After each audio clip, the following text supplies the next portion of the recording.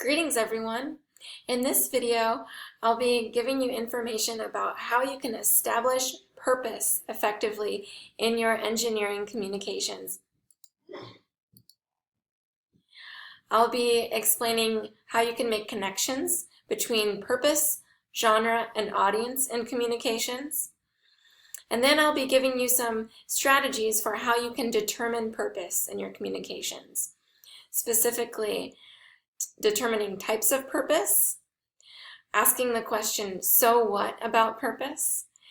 And then making some clarifications about the purpose of a project versus the purpose of a communication or document. This little cartoon is kind of cute, so I'll read it. Alice, can you show the new guy how to do a project status report? Alice says, he doesn't read them, so we all just use a random phase generator. I'll email it to you. It's pretty ridiculous. So why is purpose important in communications? Here's a triangle that represents the relationship between the purpose, which is foundational, audience, and genre, which are also foundational elements in all communications. At the the bottom left, you could see form. That is another word for genre or medium for communication. And we could start here. We must communicate in a form or genre that meets the expectation of the reader audience. Okay, so we've got connections here. We've got the form meeting the expectation of the audience. In order for us to achieve a goal, and there's the purpose, so the form has to meet the expectation of the audience to achieve the goal in order to communicate. That's kind of, I'll say circular, but triangular in this particular picture. The way that all of those are very interrelated. You can't really say one comes before another. They're all dependent on each other. So be sure to make your communication count. You need to develop purpose, audience, and genre together because they're interrelated and they're foundational. You should consider them all in an interrelated way rather than going in a linear fashion from purpose to audience to genre, perhaps.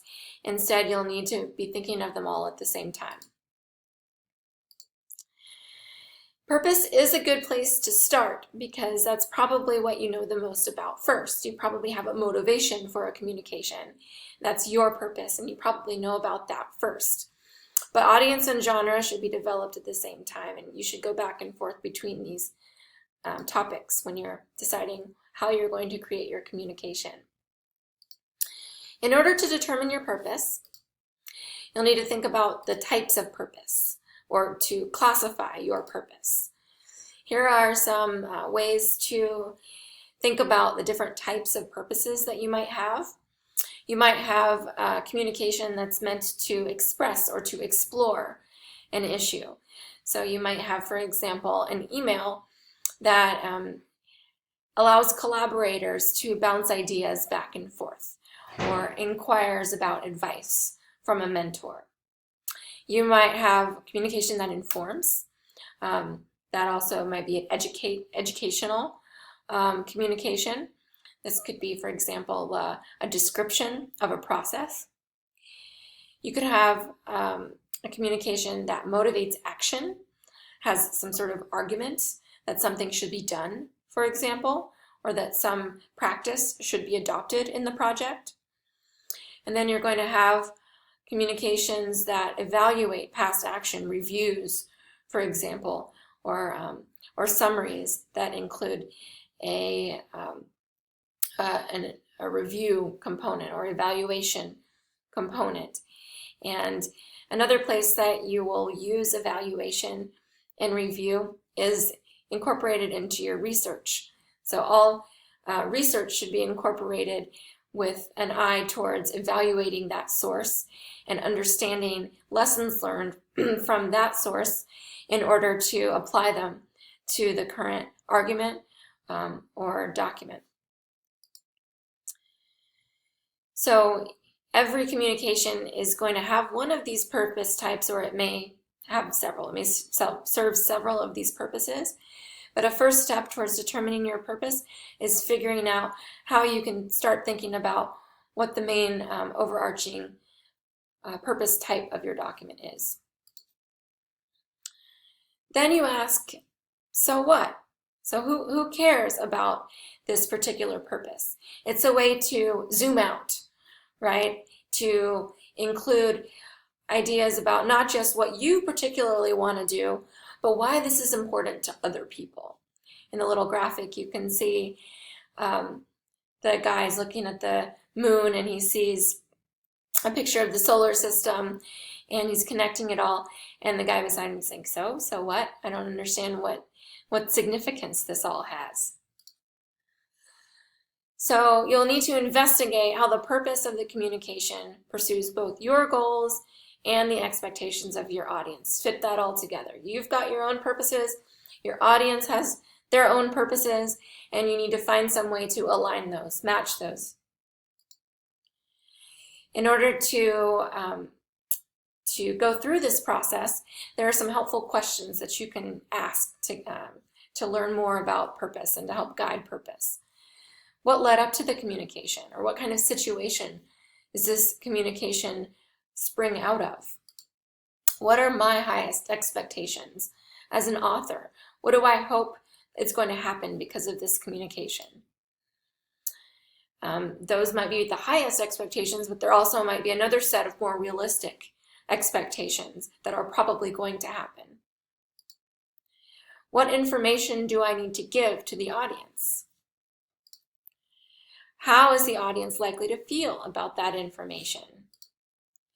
And what do I want them to take away? What am I hoping that they're going to end up doing with this information? And that intersects with what their goals are in reading.